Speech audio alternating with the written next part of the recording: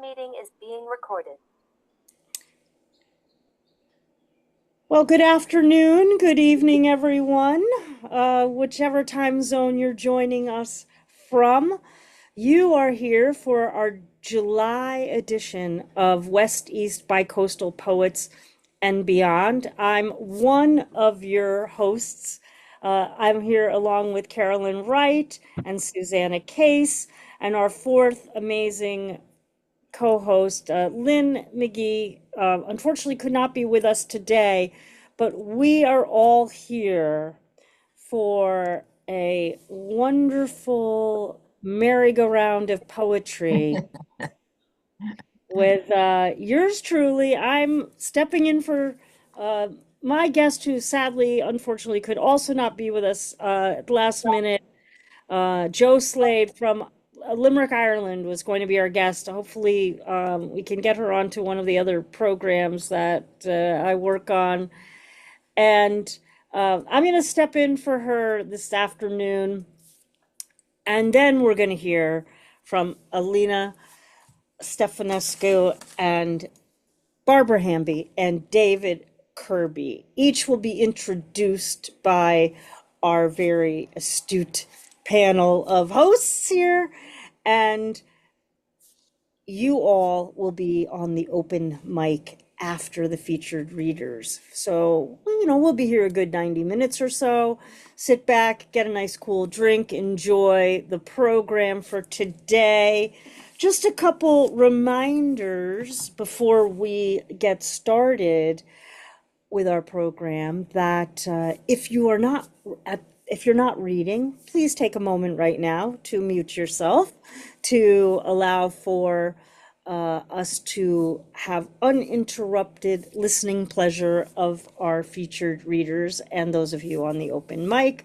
The chat is live, and you also will have the opportunity to read each of the featured readers' bios, as well as their purchase points for their collections that they'll be reading from today. I certainly encourage you to, if you have the resources, to buy 1, 2, 3, 4, all the books that you can buy today.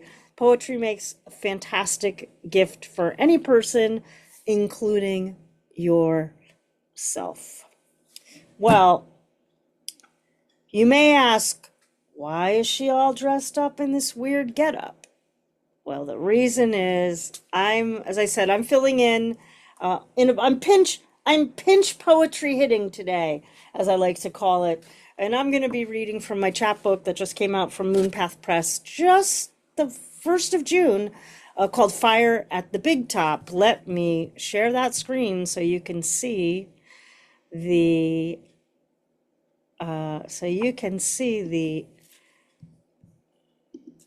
cover. The cover art made by my amazing friend. Oh, and there it is. There it's not. There it is. Roxana Groves. It's this original piece of artwork. I'm just going to be reading a few poems from the chapbook, Fire at the Big Top. And all I really need to tell you about Fire at the Big Top is that my father survived what's considered a very famous circus fire, one of the worst fires in U.S. history. And the first poem I'm going to read will explain that. The anniversary of that fire literally was just this past Monday, and I went to the site of the fire. There's a memorial disc there in Hartford, Connecticut. The chapbook itself is what I like to call 1944, the circus fire of 1944 meets combustible desire in 2024. And the featured aspect of it is a sonnet crown. Because the sonnet crown takes far too long to read in its entirety, I'll just be giving you a few brief excerpts from that. And the first poem from Fire at the Big Top, and thank you to Lana Heckman Ayers of Moonpath Press and designer of the book.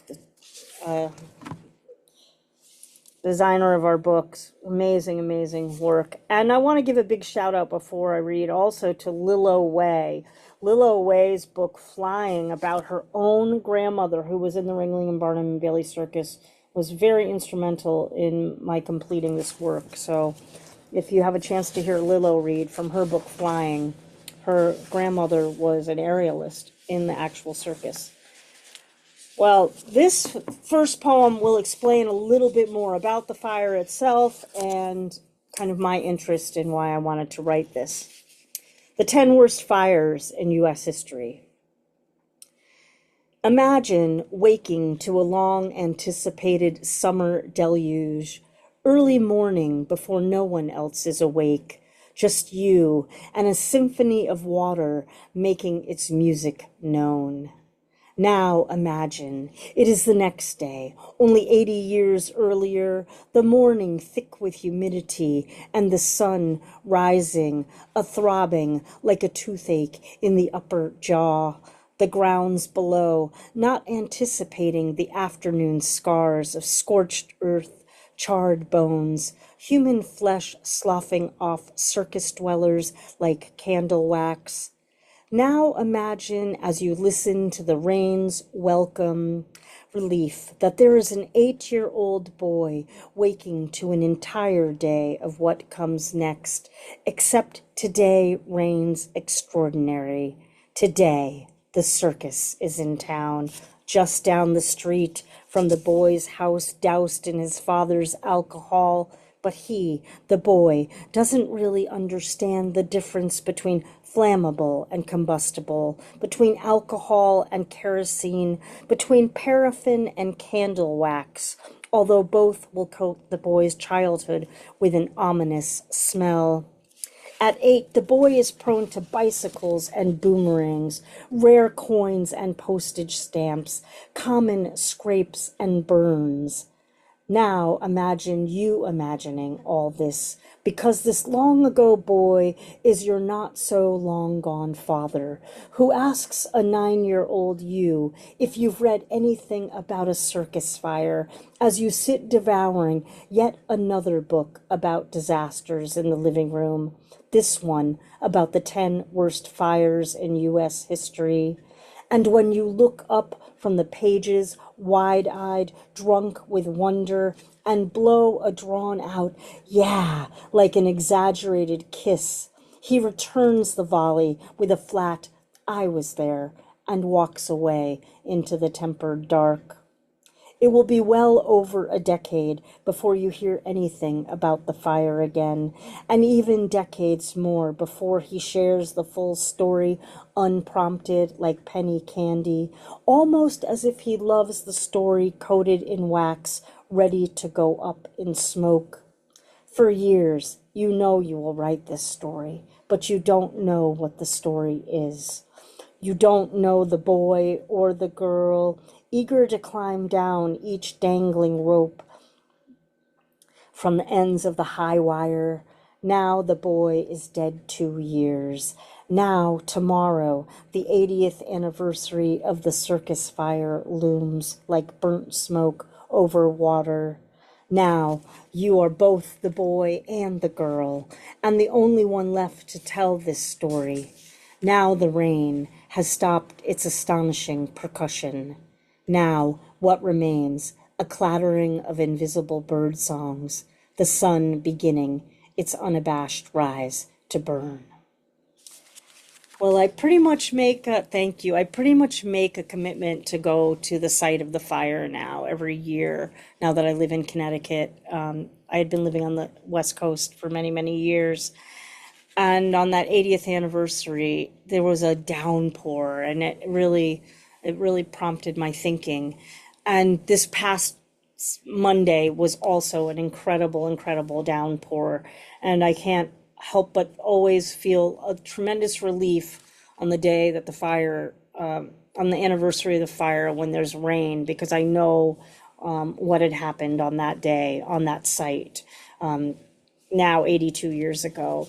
168 people died on that day, and there's there's some very good books about it if you want to learn more about it. And if you want to read more about my father's journey, you can, of course, buy the chapbook. Well, I'm going to shift over to the sonnets in the interest of time. As I said, this is this collision of the circus fire meets the idea of combustible desire. And in this sonnet crown, I'll just read a few of the sonnets, the beginning sonnet and a few in the middle, so you get a flavor of it. And of course, with the sonnet crown, you'll hear that the last line gliding into the first line.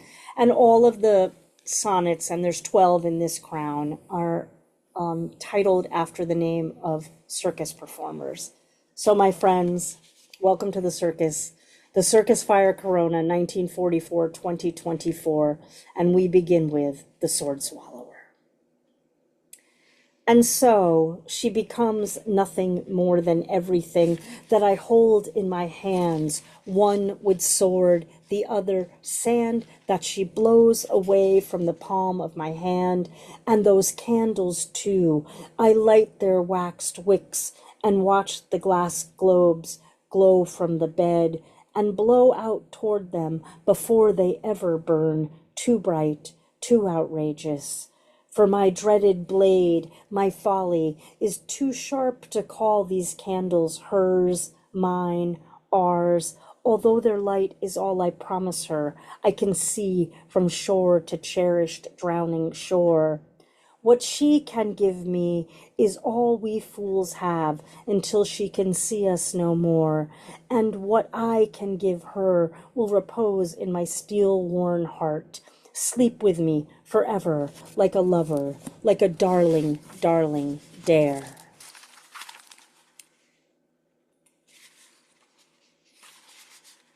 The trapeze artist. And then we chose to dare. We dared ourselves to lose each other in the air. Every time on the trapeze, upside down, my knees gripping the bar, I closed my eyes, my head dizzy, trusted my hands to please find yours ready and waiting to catch me clean, so we would not displace the crowd that was us, our hands, our serpentines swinging in the air, defying all the loud beloved awe that we heard from the faces daunted below. We were still the flying Walendas after all our intimate daredevil haunting acrobatics above. No one knew this better than us. We trained ourselves to fly uncertainly through the air, to fall without fear of exquisite pain. The human cannonball. To fall through the air without fear of exquisite pain, to make myself the illusion of round as I split the molecules of light and air. Without explaining, I become more circular each flight. I uplift everyone's eyes until they can see no more than I believe resides in this anomaly that the ringlings call my cast iron body.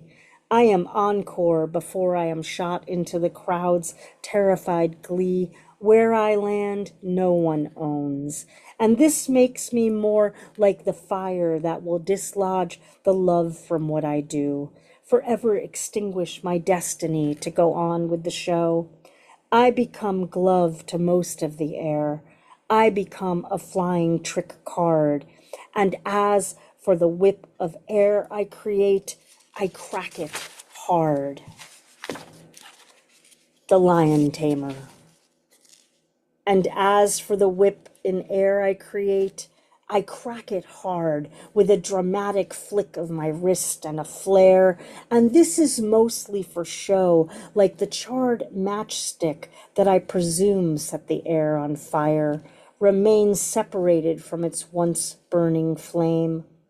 Who tames whom in this pair is the more insightful answer to earn in this ruin, this riddle. One is lion, yes, and one is roar. No, one is flammable, the other is not. We are two sides of the same coin the carney flips to draw you into his trickery. Heads or tails, I dare you to believe it matters which, the lion's lips or mine kissing your upturned mouth. Either will provoke the utmost combustible, charming thrill. And because I am reading with Barbara Hamby from her, and she is reading from her collection called Burn, which is like so unbelievable that we're reading together, I can't resist but read. This will be. I'll read the poem "The Arsonist," which I wrote after I finished The Crown. Although this is also a sonnet. And I should say that in terms of the circus fire from 1944, July 6th, no one was ever charged in the fire, but there was a suspect, and there were employees of Ringlings that were charged with negligence for a series of things that did and did not happen in terms of permits with the city of Hartford, the fact that they had coated the big top with paraffin wax and kerosene to waterproof it. But of course, that did not make it fireproof. So this is The Arsonist. There is nothing on earth I wouldn't want to watch burn. Where I see devotion, you see fire, danger, rising, rising, with each unwanted minute rising higher. I used to want to be seen like this, but now I am content to let the flames do my calling. I am more behind the scenes, in control of who I am, uncaged, unashamed, a lion unannounced, licking my wounds clean. We read together at the newsstand from the same papered news. I am the current's headline staring back at you. The death toll rises overnight like rancid smoke. I am every family's worst bruise, ready to pounce. So remember, tightrope, I control what burns. I become more suspect withheld than crime resolved. Remember, you become victim, less human, over time. Well, I'm gonna end my part of the circus right there, folks. Thanks so much for listening. The chapbook is Fire at the Big Top from Moonpath Press, and gonna turn it over to.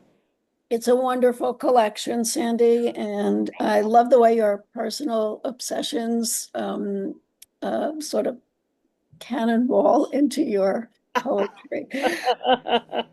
Fabulous. Thank So, you.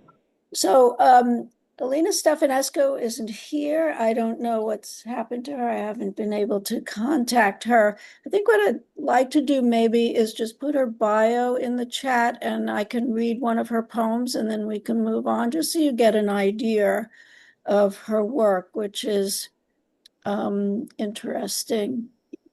And We'll put this that. is, We're gonna put the. We'll also put her. Let me put her. Also put her wonderful cover. yeah, she's from Romania, and a lot of that is threaded through her work. Although this particular poem I'm going to read is called "My Polish Child." I lost a child. This is Alina Stefanescu.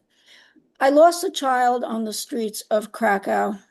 Somewhere near the center of the square, women queued with pigeons. The ending I wanted was illegal. My cousin came on a train from Romania. Like an accordion winding down a carnival, we tried hard to find the absent word. Loss layered like velvet curtains round our lips. The cathedral held a rat in reserve, its eyes approaching vermilion. I felt a color, not an expression of life. Stones steamed with the imprint of ancient chariots. I crossed my heart told my cousin, we have always been running, letting the next breath escape. A couple ended an argument under neon. I held tight the ticket. What happened is unlikely to explain. I must have carried it wrong. So that's just a sample of Alina Stefanescu, and I hope it's just an oversight that she's not here and that nothing has happened.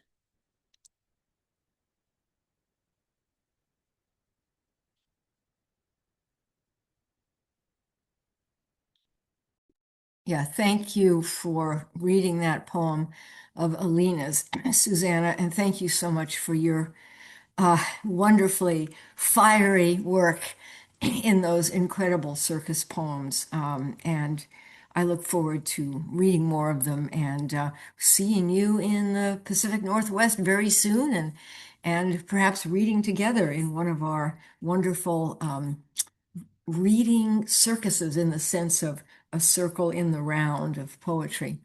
Well, I am so thrilled to be introducing this poet couple, Barbara Hamby and David Kirby, whom I have admired from afar, partly literally, mainly literally, because I'm in the Pacific Northwest in Seattle, or right now I'm in Napa Valley, but usually I'm in Seattle and they are in Tallahassee.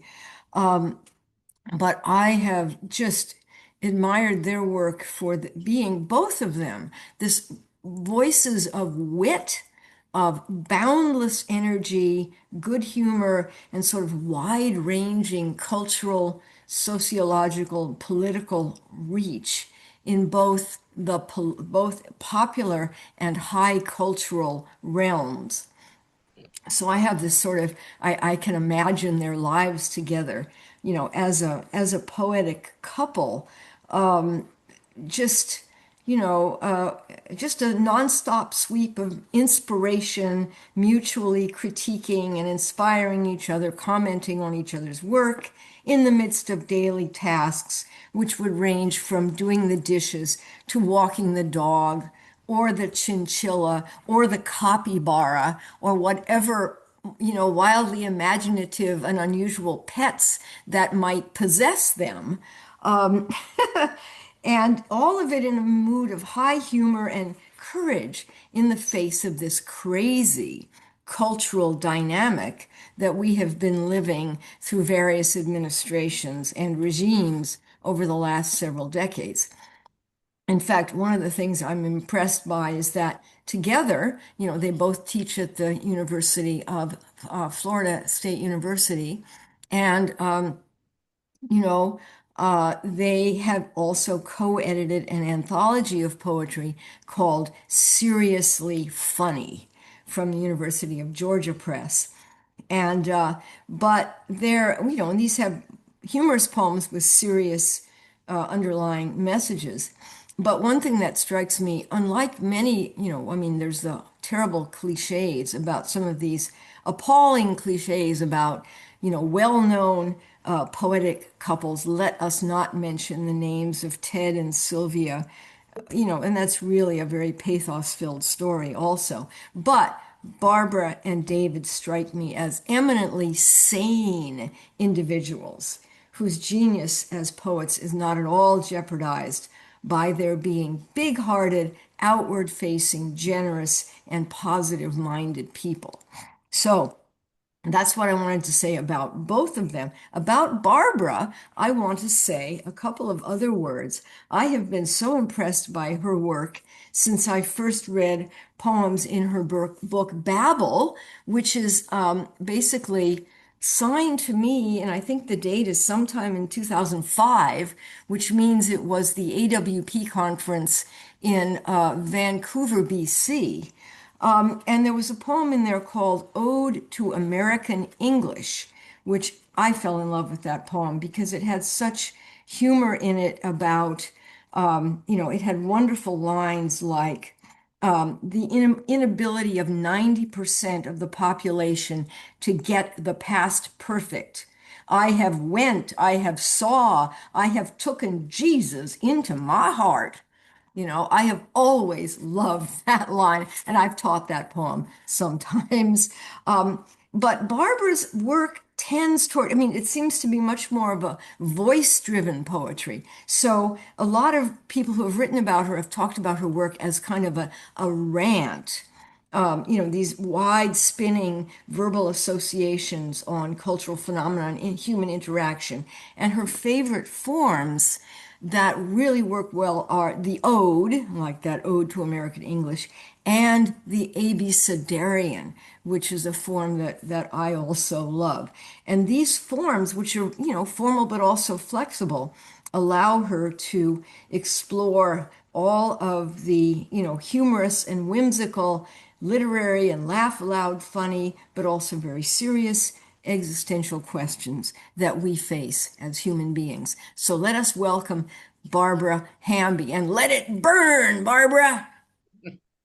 Thanks so much, Carolyn. I really appreciate that. Uh, uh, it's always hard to know what to read because once a book comes out, you start, you read a certain poems and then you think, oh, I don't want to read that again. But one of the things I've been kind of obsessing about lately, not lately, for all my life, is our parties. I love parties, and I used to be kind of embarrassed because I wrote so many party poems, and then I'm writing a book of essays on the ode, starting with ancient Sumeria and going to the present moment. And when I took a deep dive into Horace, he wrote so many poems about parties that I thought, hey, if it's good enough for him, it's good enough for me.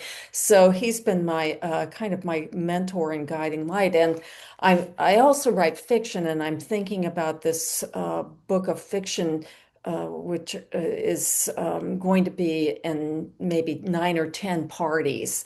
And so I have a character who is a historian of parties. And there's I was so surprised. There's like this whole scholarly world of study of parties. And it's called communal effervescence is one of the words I thought, whew, man. So anyway, I thought I'd read a couple of party poems from this new book, Burn. And one of them is towards the end of the book. And, I think as we get older, we see the end coming, and you kind of try to put that into perspective. And it's an interesting phenomenon. And so this is Ode for the End of the Party.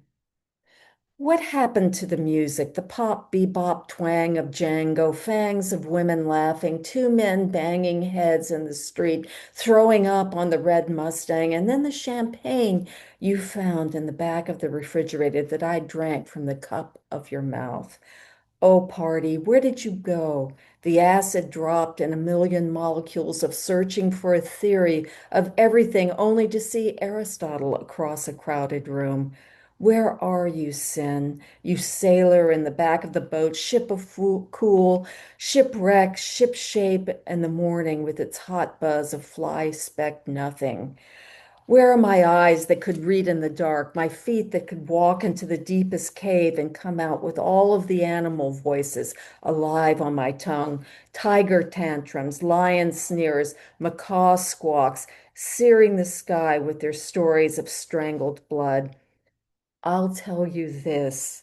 There was a party once that spanned the globe. The Luna moths were out, and constellations descended to Earth, phosphorescent creatures swimming in the ocean, covering my body like a ball gown of light. There were birds drinking green from the sky, brushing dirt from my eyes. But now the days are ripe with contagion, our motes drawn, chickens growing wings to fly, little cats twitching in their nests, dreaming of wild nights in the moonlight shimmering with fog. Because once we were golden, our lips red with the juice of God, our ears filled with the hymns of creation. But now our bodies are dry as the desert, waiting for the vultures of time. But once there were oaks from Canterbury to London, great aching trees. Once there were so many birds that the skies of the new world were black at noon with their flight.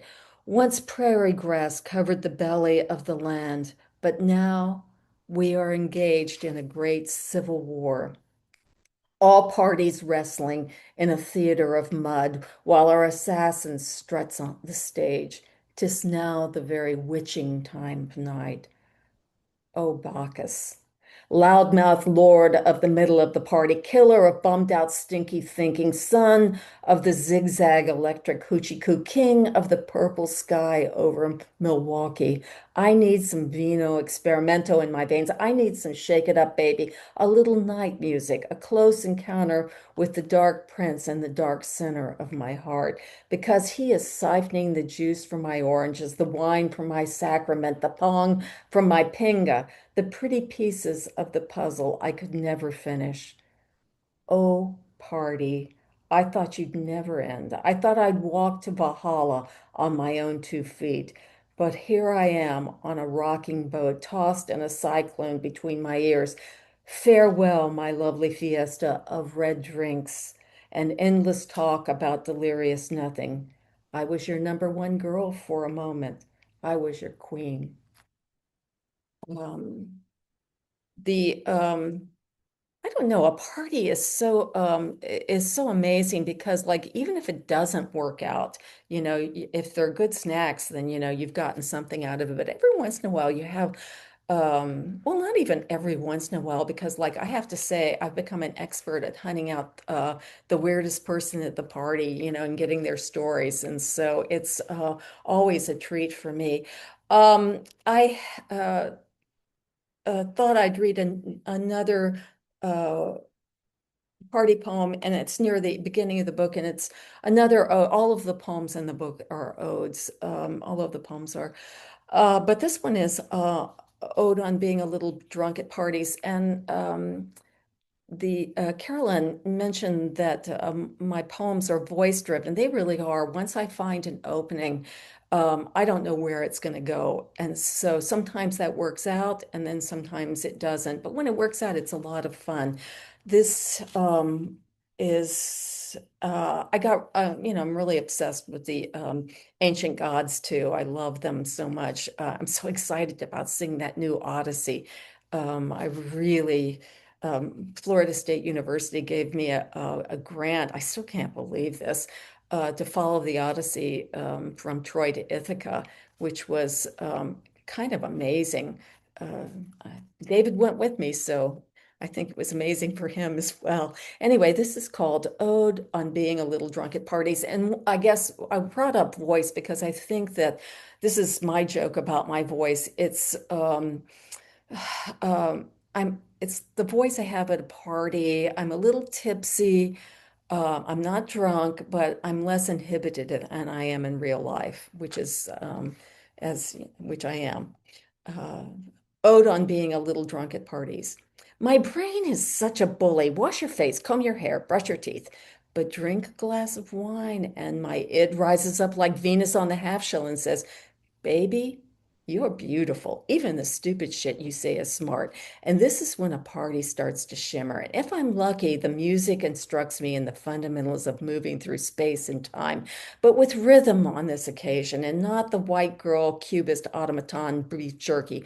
Oh no, arms akimbo, hips like silk kites in the summer sky. And I am talking to the gods.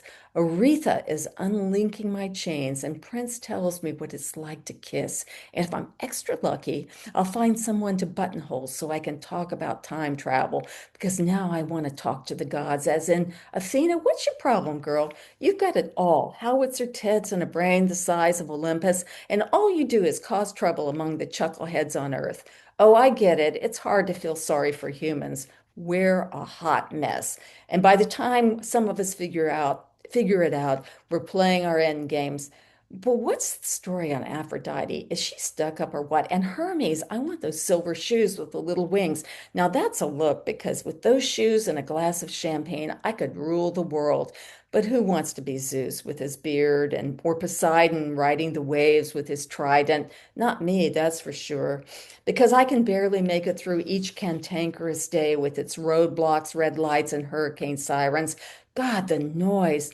So a party is like an invitation to take off your straitjacket, slip into a silver kimono, and off we go to Monte Carlo. Well, not there, but the Biarritz of your dreams, which is like an opera by Donizetti with lyrics by Cupcake Delgado, a name I just made up out of the blue, which is one of my favorite activities, maybe more fun than parties or wine or dancing or the songs that nail your scalp to the wall of your brain.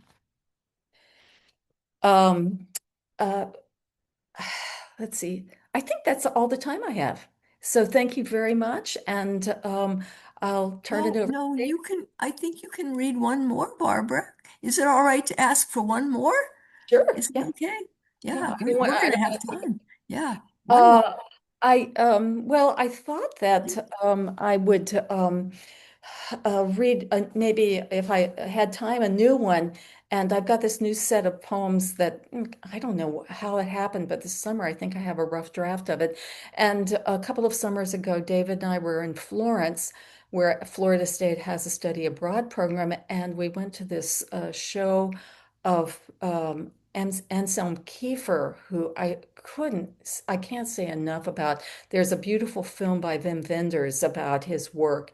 And I saw this sculpture with a white dress and limbs coming out of the bodice. And I went over and looked at it, and it was titled Daphne. And almost uh, before I left the Palazzo Strozzi, the gallery, I was, thinking, oh my God, Daphne's wants to speak through me. So all of these poems are from the point of view of Daphne, because I've always thought rather than running from Apollo, she was running towards her own freedom. And this is something I think all women do.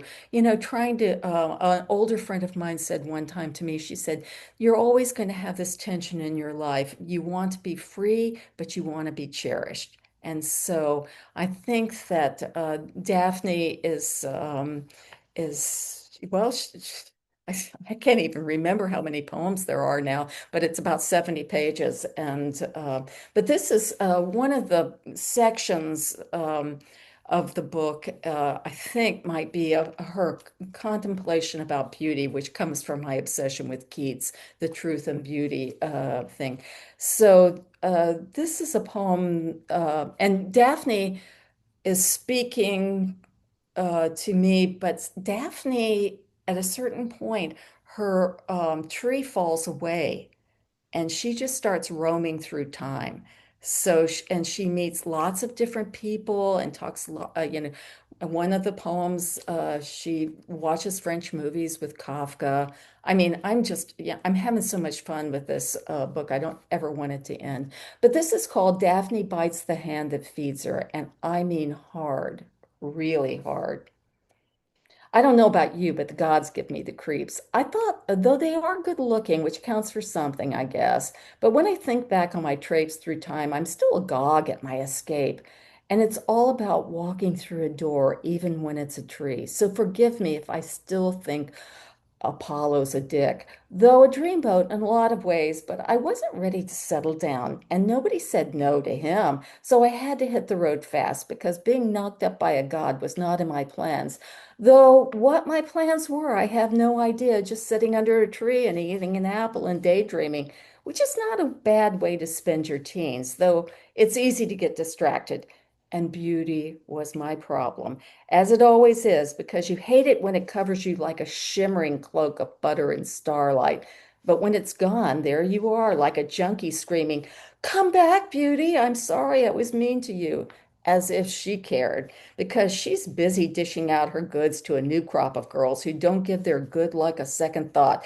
But wait, you're going to miss her when she's gone. Though when she's gone, in some ways, it's a relief because you can walk down the street in the bubble of your own mind without the clang of the world hankering for what they think you have in the curve of your thighs.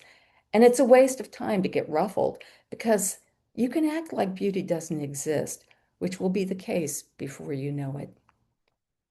Thanks so much. Thanks so much. Thank you so much, Barbara. That was phenomenal. And thanks for reading one more poem. We needed to hear that one. It was a good send off, a good getaway from your reading. So, yeah, and so we're going to move now from Barbara to uh, David, and I'm going to see if I can get my cursor to. There we go. There is David's biographical information. And what I just wanted to say about the work that we've been hearing today, this sort of nonstop, high quality consistency in the work of all three of the poets today, Sandy, Barbara, and now we're going to hear David. David Kirby, who, as you may know from reading his extensive work, we're moving from a more voice-driven poetry, Barbara's wonderful odes, which are both celebrations and rants, to a poetry with a good deal of narrative drive. In one poem, David says that all lives end the same way, but between the start and the finish, it's the stories that count. And I find that really impressive. And also, I'm just impressed by poets who are storytellers. And so, David is a master of the storytelling, the narrative poem that ranges across all ranges of socio-political, cultural realities and moves in unexpected directions with wordplay, wit, and a great deal of pathos. I would ask you to read, and maybe if I have time, I'll find the link for it.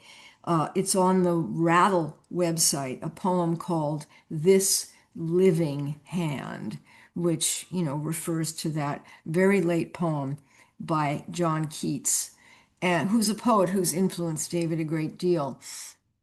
But influenced by poets like Keats and also by, popular figures from popular culture like Little Richard, David Kirby wears his learning quite lightly.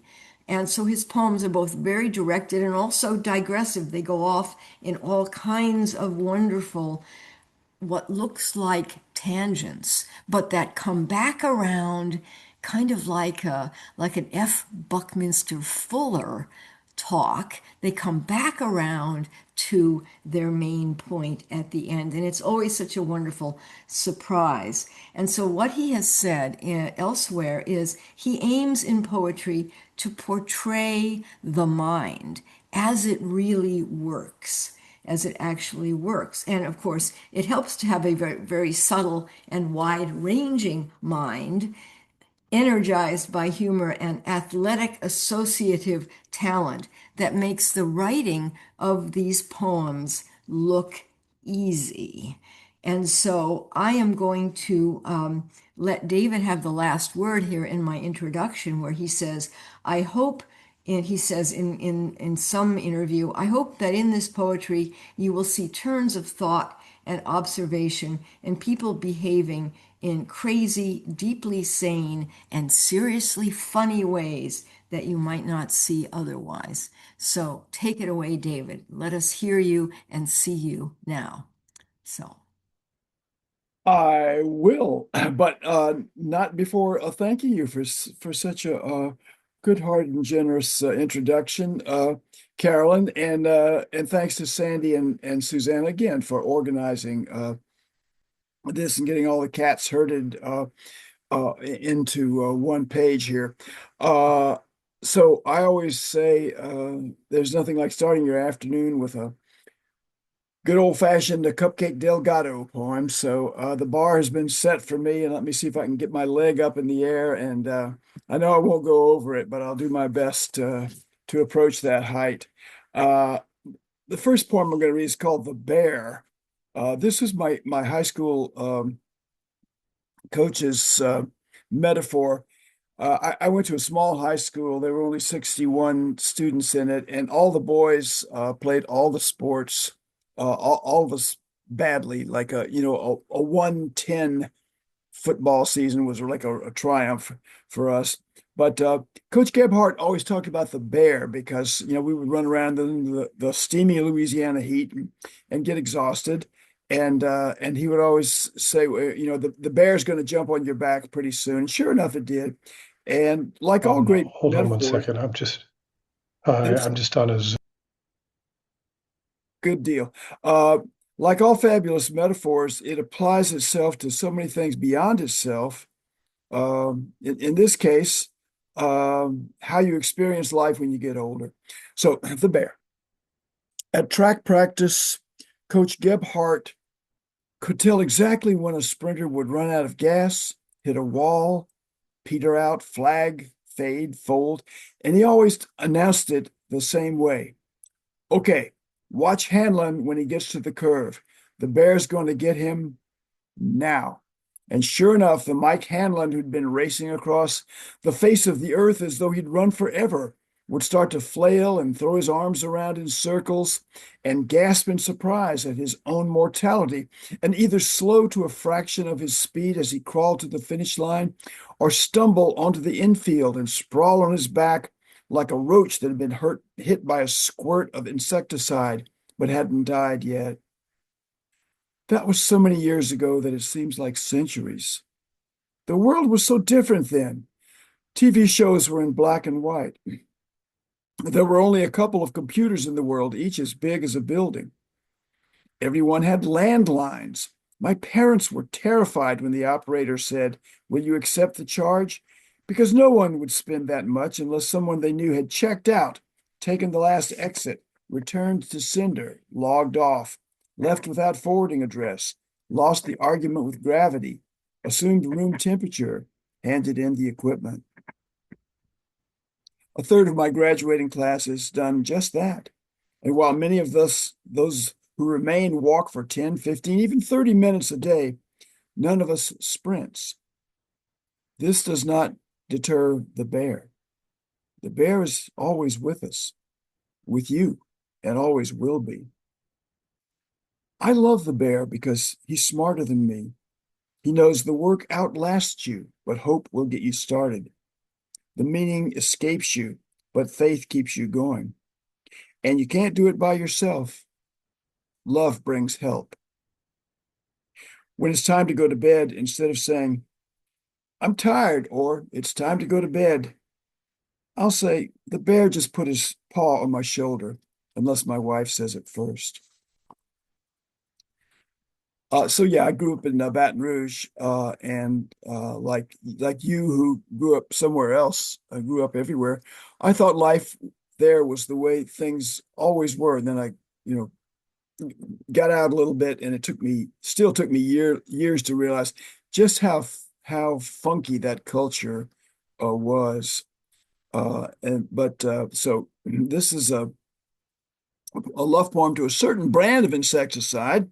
But you'll see it takes a turn and it becomes a tribute to the English language. I seem to remember there was this insecticide in South Louisiana when I was a boy called Bonsoir Bug, and I wanted to find out if they still make it, but they don't. This led me to wonder if there even was such a thing as Bonsoir Bug, or if I'd made that name up. So I asked on Facebook, and sure enough, somebody replied, "My pop used to sell it at his general store in Bunkie." When I saw that, I resolved never to write a poem again unless it contained that sentence. And an hour later, to never even read a poem, or indeed any piece of writing that does not have that sentence in it. including emails, grocery lists, bathroom stall graffiti, the diaries of the dead, scrolls sealed in jars in desert caves, the lost codices of Leonardo. Danish critic Georg Brandes said that any one of the thoughts and phrases that Shakespeare throws out in careless abundance would suffice to make the fortune of another poet, which is surely the case with this simple sentence consisting of 4 elements, each of which any other sentence would die to have part of its makeup: pop pop, general store, bunkie, and at least as implicitly bonsoir bug, without which that sentence would have gone unsaid. Later, I learned that bunkie got its name from a guy's daughter's pet monkey when a railroad stop on a new line was created there and the place needed a name.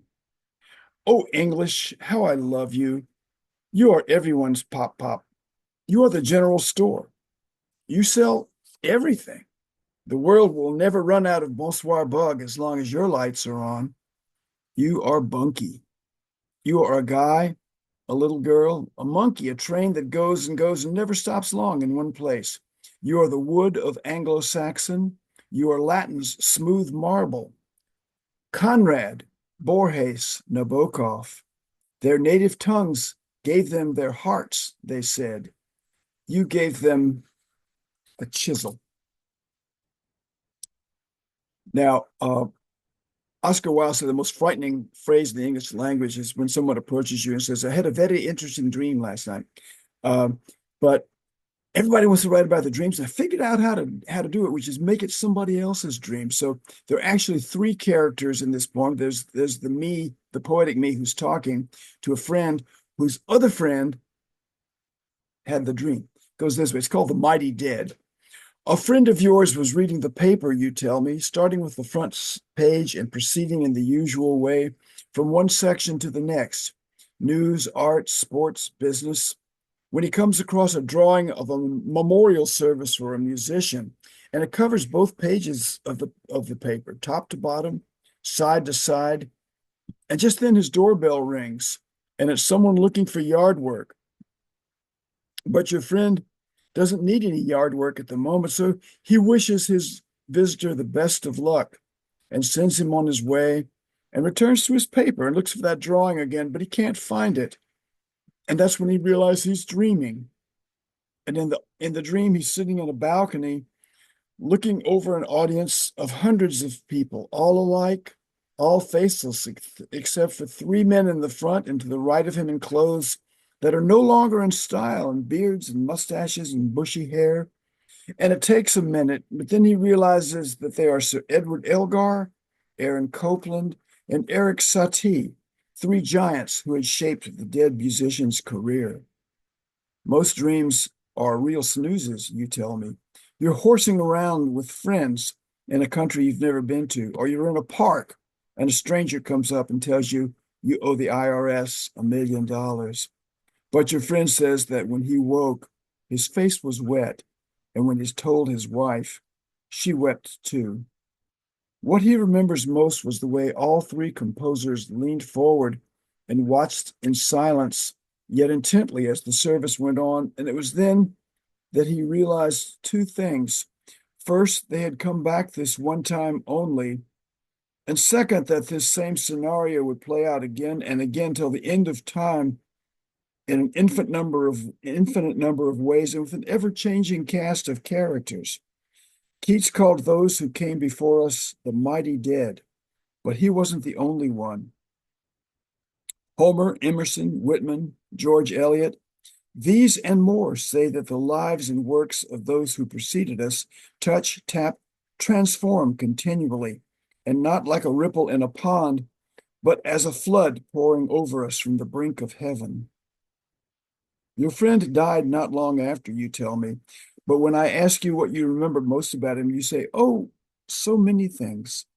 That he reread the same battered copy of Treasure Island every October, claiming he'd forgotten how it ended. That he never threw away a pen until he tested it 3 times on 3 separate days. that he always asks for the second cheapest wine on the list because the cheapest embarrassed the waiter and the most expensive embarrassed the customer. That he greeted every dog as if they had met before, and every dog seemed to agree. But of all the things you remember, all the tics, habits, quirks, follies, foibles, and mannerisms, the attitudes, postures, and positions, all the things he did or said he'd done or said he'd do, but never did. The one thing you remember most is that dream, and that he told it to you, and you told it to me. And then you said, now what are you going to do? Thank you, everybody.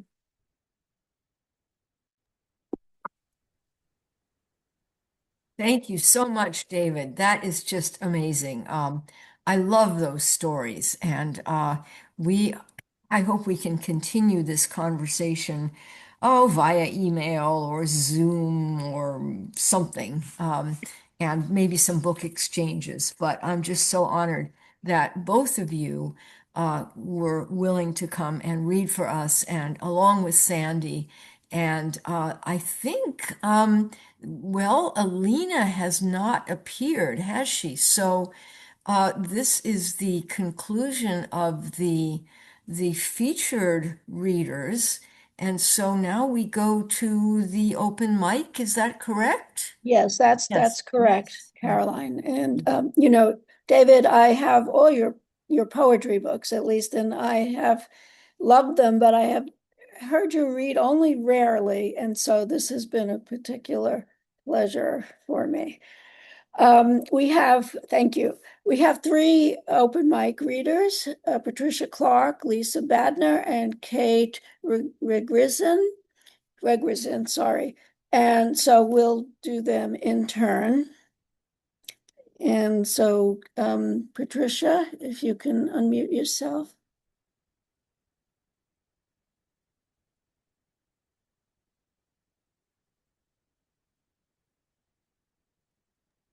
I just have to go grab a piece of paper, all right? And I'll be right back. Sorry. Okay, so maybe we'll Yeah, you can do let the second Lisa. one. Yeah, okay. So Lisa, do you want to start us off? Sure. Hi, that was such a great reading. Thank you. I'm just going to read a really, really short poem that I'm taking advantage of the fact that my mother is not here. So I never read this in public because I can't usually. So it's called Dust.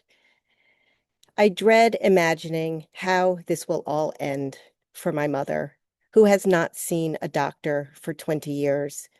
Only recently, she watched my father's quick demise. He did not see a doctor for 20 years. Nobody gets out of here alive. How will it end for any of us?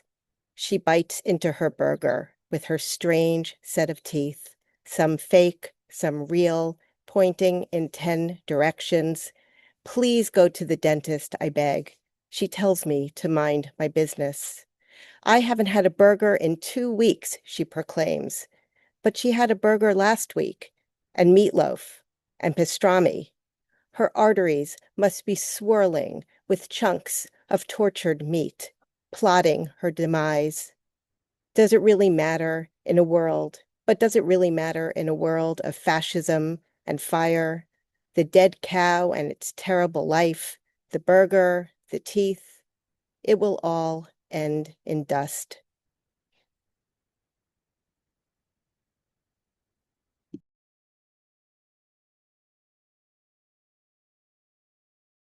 That's great, Lisa. Thank you. Okay, you ready, Patricia? Yeah, sorry.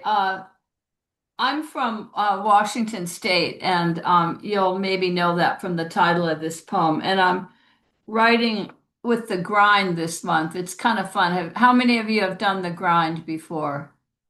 Oh, not very many. Okay. This is called Deception Pass. I drove all the way to Deception Pass, but then slumped in the car. A red Versa rented for good luck. That's when history began pressing down on my neck. Childhood camping trips, though my sister Jean will say it didn't happen like that. No air mattresses, no tent. My old boyfriend Jim loved nautical history, knew about explorers like Captain Vancouver seeking the Northwest Passage. Yesterday I read about Strawberry Island nearby and smugglers of human cargo in the 1880s, migrant Chinese looking for work, cat and mouse games with customs, humans stuffed screaming into burlap bags, then thrown overhead, tides pulling them to Dead Man's Bay. I'm leaning over the steering wheel of the car, face wet. Somehow my family never wondered why deception? Who died here? Thanks.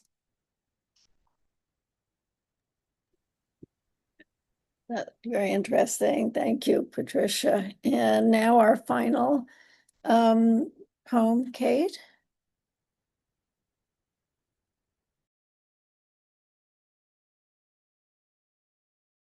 Mute me. You're on mute. Oh, okay. Am I on unmute? You can hear me. Very good. Oh, I see thumbs up. Thank you, Sandy. I just have learned so much over a decade with the people on this site and so many people that I can't even thank everybody enough. So I'm going to read something. It's from about 20 years ago. It's called Nature's Bounty. Earth and landscape. My circle of children occupies my love. Tree canopy echoes their laughter. Under sky brilliance, shifting hues of blue, nature's bounty sails sounds of birds and breeze, turning her inner soul to the gentle dove, abundant flower, colors, goldfinch delight. This is our place of ease. My circle of children, each a chapter of me, solely a book unto themselves. My daughter serves sweets. My son slithers under my skirt for attention by surprise.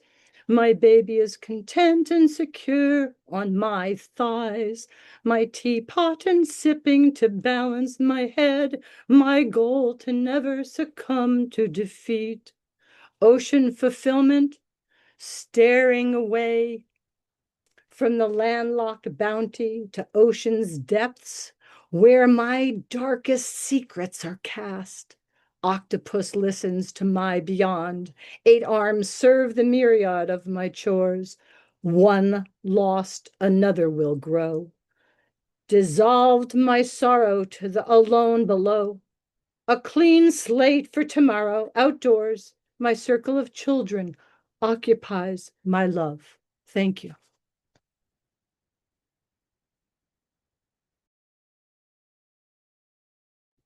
So Caroline suggested that both she and I read a poem in the open. So Caroline, why don't you start while I go and find one?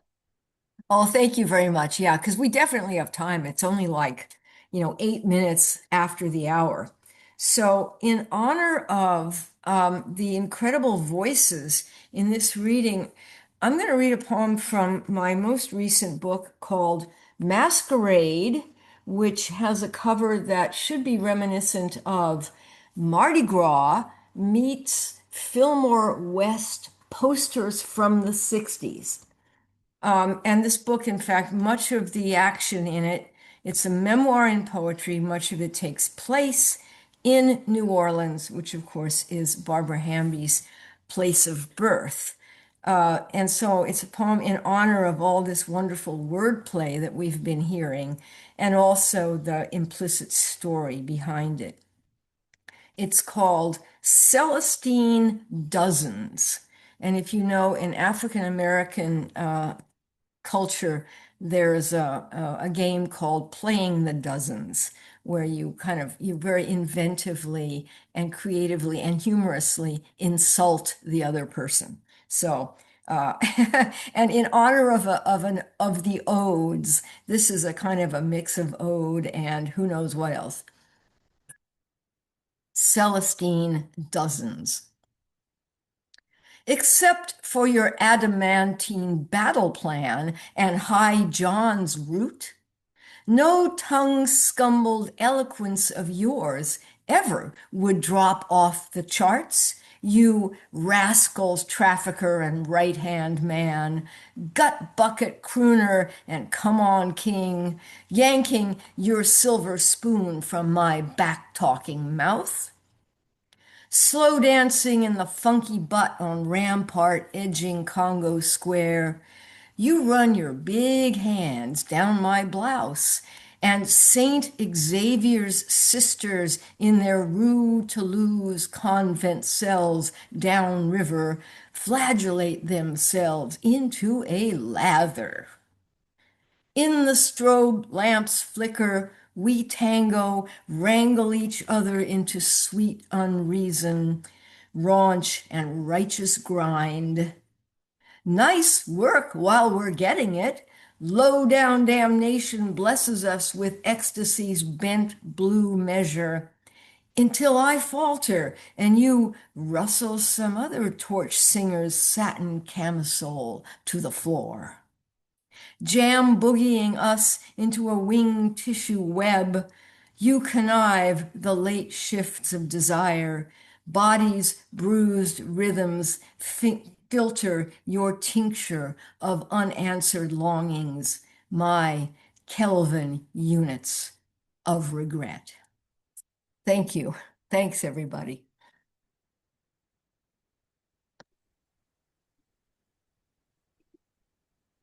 Thank you, Caroline. So here's mine to close out. This is the most recent thing I've written, so it's very new, and it's called Nothing Too Funny. The woman on the bus is laughing too loud. Maybe it's because there's too much air conditioning. Maybe my hearing aids are turned up too high. Other passengers start to smile. Uh-oh. I hope this isn't going to be like the laughing epidemic in Tanzania, which happened back in 1962 when the country was Tanganyika. One day, a schoolgirl in Kashasha started laughing. Girls around her joined in. The school was forced to close. School reopened and girls started to laugh again. It reclosed. Soon it was other schools in other regions. Some girls laughed for as many as 16 days. Others laughed and ran about at the same time. Laughing mixed with crying, fainting, rashes, screaming. Doctors tested blood and food but found nothing. Laughing lasted a year and a half and affected 1,000 schoolgirls. Why? Nothing really funny, just a country newly independent. I hope there's not too much stress on this bus. Now a couple in the back are laughing. I hope they're not laughing at the woman who was laughing and has now stopped. It's painful to laugh too much. I'm getting off the bus before I too start laughing.